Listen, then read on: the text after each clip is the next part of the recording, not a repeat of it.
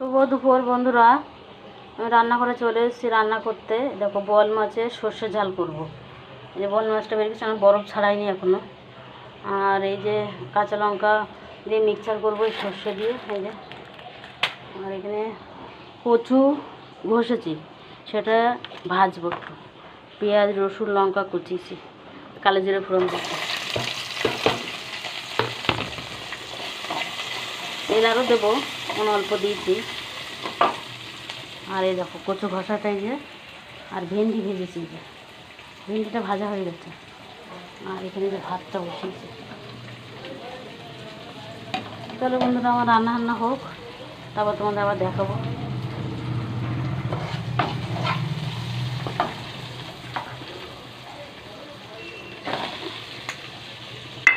এর মধ্যে এখন নুন হলুদ মিষ্টি সব দিতে হবে।